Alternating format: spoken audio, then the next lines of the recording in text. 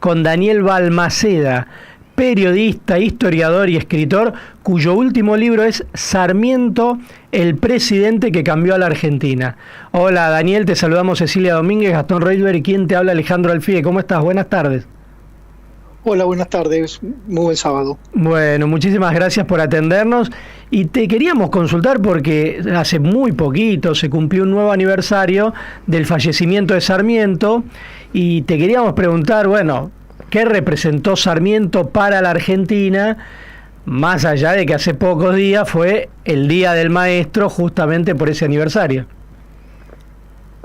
Sarmiento le tocó ser presidente en una época en que se estaban formando las instituciones y generó grandes cambios. Él sucedió a Bartolomé Mitre, tuvo ciertas dificultades para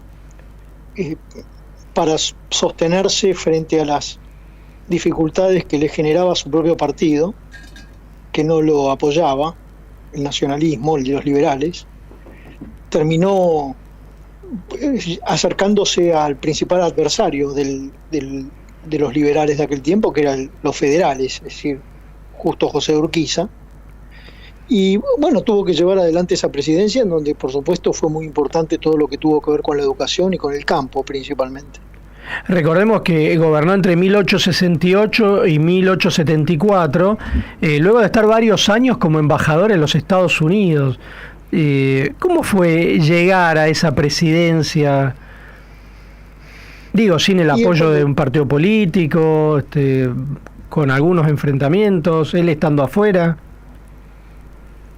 Lo que él justamente tenía era mucha admiración por Estados Unidos. Y entonces trajo varias ideas. La principal ya la conocemos, ¿no? La educación, el normalismo, la escuela normal. Eso lo copió del modelo norteamericano y era justamente la escuela normal la que permitía que en la misma aula se reunieran hombres y mujeres, o varones y chicas, y inclusive de distintos estratos sociales. Eso para la Argentina de aquel tiempo era impensado.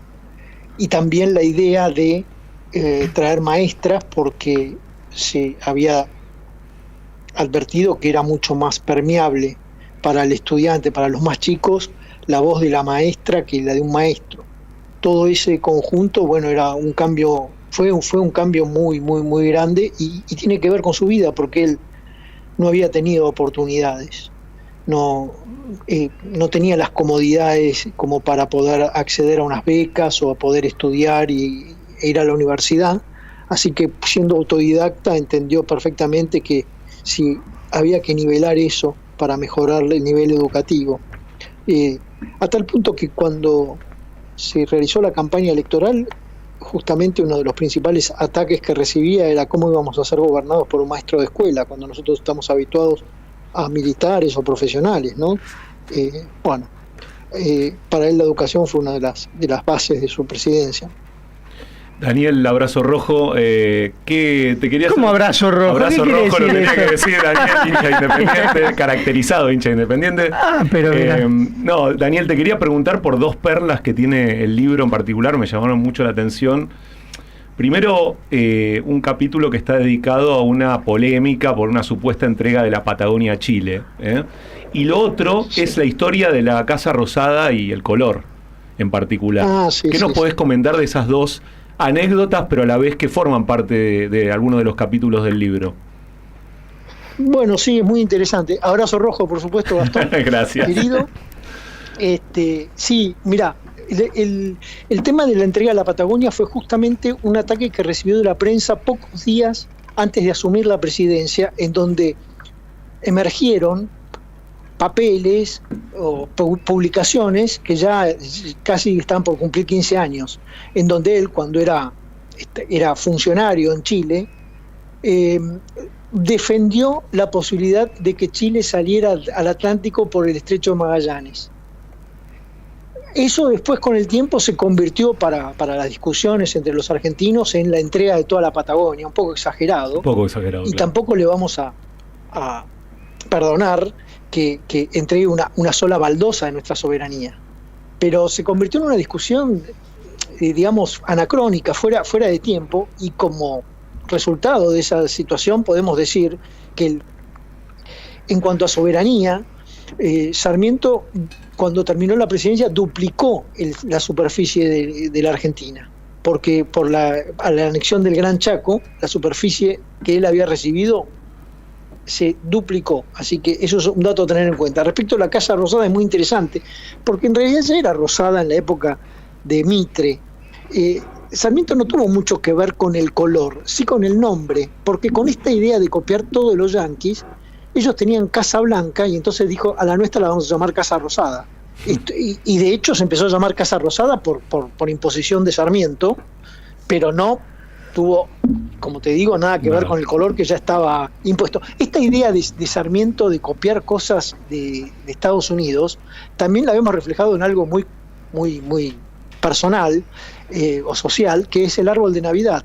Él quiso copiar a los pinos, hizo plantar pinos enanos para que, igual que en Estados Unidos, en las casas hubiera arbolitos de Navidad a partir de fines de diciembre. Daniel, te quiero preguntar cómo se escribe un libro sobre un prócer argentino. Mira, en este caso Sarmiento me dediqué específicamente a la presidencia porque era una tarea muy compleja por la cantidad de años de vida pública. Entonces decidí enfocarme en la campaña electoral, en los 6 años de presidencia, que era ya un material muy rico. Sí. Acá lo que tenemos es una posibilidad muy buena a partir de la correspondencia. Se mantuvo mucha correspondencia, aunque si bien todavía inédita, de Sarmiento con su familia, bueno, cartas de amantes, con parientes, y entonces todo ese material también está volcado en el libro, porque justamente lo que tratamos de mostrar es no cómo fue la presidencia de Sarmiento, sino cómo era un hombre como Sarmiento en el lugar de presidente, y cómo se quejaba con su familia de ciertas cosas que le pasaban, etcétera. Entonces la correspondencia de aquel tiempo y los diarios de la época, bueno, te ayudan mucho a construir justamente el paso a paso de esos 6 años de gobierno. Ahora, ¿y cómo fue tu acercamiento a Sarmiento? Es decir, ¿cómo llegás a él? ¿Qué presencia tuvo en tu vida? No sé, ¿cómo...? Ahí hay algo más particular, porque en realidad a mí me gustó la historia desde siempre y tuve buenos profesores, pero ya de chico, en la casa de uno de mis abuelos, en el comedor había un retrato de Sarmiento señalando, enojado, y era algo que para los chicos de la mesa, que estábamos en la mesa, siempre lo mirábamos con un poco de temor a ese hombre, porque aparte Sarmiento nunca tuvo un buen carácter, entonces ya la imagen transmitía mucho, pero después con el tiempo empecé a desasnar un poco su vida y escuchar a todos los que lo idolatraban, escuchar a todos los que no querían saber nada, y entonces me pareció muy interesante tejer frente a esas corrientes tan confrontadas un Sarmiento que seguramente va a mostrar que no era ni el que quieren los más puristas, ni el que detestan los que le viven marcando cosas. En Contacto Digital estamos hablando con Daniel Balmaceda, periodista, historiador y autor de Sarmiento, el presidente que cambió a la Argentina. Daniel, hay algo que nos intriga, tanto a Ceci como a Alejandro como a mí, que es cómo está construida la tapa. La tapa, le contamos a los oyentes, la tapa del libro muestra un rostro de Sarmiento con una calidad y nitidez en color que llama mucho la atención, casi como si fuese un retrato de esta época. ¿Cómo trabajan estas capas tan realistas de próceres y personajes que vivieron en la Argentina, pero hace ya unos cuantos años? Vos sabés que por lo general las tapas me las hace un compañero, trabajé muchos años con él en televisión, Iván Tiscornia, y entonces conversamos mucho las tapas con él, y en este caso justamente buscábamos un Sarmiento realista, pero es una pregunta muy, muy pertinente, porque viven preguntándome eso. Es raro. Una pregunta sí. muy... Porque la tapa parece que dice algo, y me preguntan si es inteligencia artificial. No. Claro. Hay un truco allí que maneja muy bien Iván, que es el de tomar una imagen de Sarmiento e ir pegando partecitas de piel, como construyendo un rompecabezas de fotos actuales. Entonces por ahí parte de tu piel terminó siendo alguna parte, o una ceja o un ojo. Así va construyendo toda la figura de Sarmiento, y entonces en esa posibilidad yo le dije, bueno, ya que lo vamos a hacer así, tratemos de que alguna vez en la vida pueda sonreír un poco. Salió un poco la Gioconda, ¿no? Porque le cuesta, pero justamente pudimos lograr a partir de esa reconstrucción que se sonría. Y Daniel, ¿qué sí y qué no de Sarmiento? ¿Qué es lo que destacás y qué decís esto no tanto? No, te diría que el mal carácter, las malas formas, era una persona muy intempestiva, recibía alguien publicaba, nadie publicaba una carta de lectores mencionándolo en 3 párrafos y se sentaba a contestarle 3 páginas de en vez de, o sea, imagínate si tuviera tweet Sarmiento. Un cabrón diría, se diría hoy, ¿no? Un cabrón. Claro, porque dedicaba mucho tiempo a bajar al llano a pelearse. Eso me parece que no le jugó a favor nunca. Y te diría que sí, como muy positivo, se rodeó de un muy buen equipo. Por supuesto que él no usaba la palabra, yo lo digo en términos actuales, pero Vélez Sarsfield como ministro de Interior, que era lo que se llamaba primer ministro, en aquel tiempo al ministro del Interior se le llamaba primer ministro, Vélez Sarsfield y Nicolás Avellaneda en el Ministerio de Justicia y Educación. Fíjense que ahí un ministro de Educación terminó siendo el sucesor de Sarmiento. Así que, bueno, todo el gabinete que tuvo con mucha... tenía muy buena armonía. Eso me parece que lo pudo manejar muy bien y que le ayudó mucho a llevar adelante, ya le digo, ¿no? Con tantos contratiempos, con una guerra civil, con el asesinato de Urquiza, teniendo que terminar la guerra del Paraguay. Bueno, con cantidad de inconvenientes, me parece que pudo salir adelante porque se manejó con un grupo de gente muy capacitada. Ahora, bueno, vos mencionabas Sarmiento, 2 de sus ministros fueron Vélez Sarsfield, Nicolás Avellaneda. Cuando pensás esa época y la comparás con los años que vivimos ahora, ¿qué sensación tenés? Y es muy raro, porque vos fíjate que uno quiere hacer, es inevitable pensar en algunas comparaciones, y yo en un momento pensé que Sarmiento era una especie de Rodríguez Larreta por esto de no tener apoyo de su propio partido, ¿no? O del líder, ¿no? En aquel caso era Bartolomé Mitre el líder. En otro sentido pensé qué bueno que es que alguien que está en las antípodas, como eran el caso de Sarmiento y Urquiza, se juntaran y pasaran 3 semanas conversando, con discursos, intercambiando ideas, ¿no? Imagínense a 2 antagonistas, ya se los imaginaron, por supuesto, de la actualidad. Macri y Cristina Kirchner. Claro. Imagínense los 3 semanas juntos tratando de apaciguar todas esas diferencias que tuvieron siempre. Bueno, eso me parece que también me lleva a pensar en los tiempos actuales. Y después, claro, también lo puedo equiparar con Milei en el sentido de que a Sarmiento lo trataron de loco toda la vida. Es decir, pero loco en 2 sentidos. Primero por el mal carácter, por las malas formas, y después porque tenía ideas muy disparatadas. Por ejemplo, quería llenar de osos hormigueros las plazas para combatir las hormigas, o por los caminos, en vez de usar caballos, quería que por las extensiones argentinas se usara camellos. Entonces, siempre fue tildado de loco. Hay que reconocer que, no lo puedo decir en los tiempos actuales, ¿no? En su tiempo fue muy discutido su presidencia, y al poco tiempo los frutos se vieron, y entonces él pudo ver en vida lo que había logrado, ¿no? pero que la pasó muy mal en la presidencia, la pasó muy mal, y ahí ya podríamos compararlo con 2 o 3 presidentes más contemporáneos, ¿no? Y vos, bueno, publicaste gran cantidad de libros, recuerdo el de la biografía de Belgrano, uno sobre la moda en la historia argentina, otro sobre las grandes historias de la cocina argentina, donde aparece Sarmiento también en la tapa de tu libro, junto a Borges y Doña Petrona. ¿Qué lugar ocupaba la cocina en Sarmiento? Y era muy glotón, era era gourmet, le gustaba mucho comer, sabía cocinar, era un fanático de los pepinos, hasta el punto que por ahí llevaba en los bolsillos de sus sacos, llevaba pepinos. En la calle. Era una Qué raro, ¿no? Además, Sí.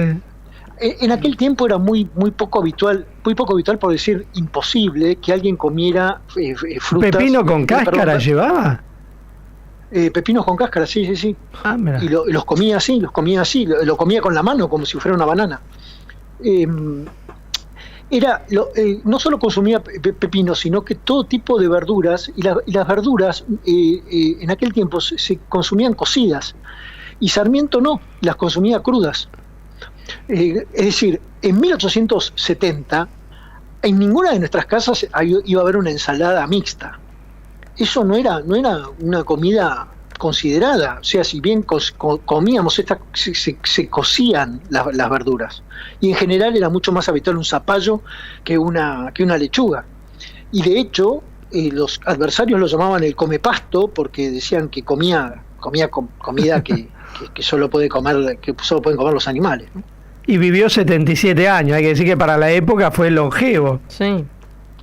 Bueno, sí, vivió 77 años, hay que tener en cuenta que era también muy fumador, y que los últimos años ya no estaba tan bien, y por eso se iba a enfrentar el invierno a Asunción. Claro, terminó muriendo allá. Fíjense que él terminó la guerra del Paraguay, sí. y en Asunción era muy querido, él era conocido como el general Sarmiento, era una persona muy querida en Paraguay, y allí perdió a su hijo, a Dominguito, ¿no? En la batalla de Curupaití, en la guerra del Paraguay, perdió a su hijo, y eso fue también un motivo de alguna disputa después en tiempos de la política, porque una mañana fue muy temprano a visitar la tumba a la Recoleta, y los diarios publicaron que se había ido de orgía, palabra que también está muy vinculada a Sarmiento, pero que es un error, porque la palabra orgía la vemos mencionada todo el tiempo en los diarios de la época y en las cartas de la época.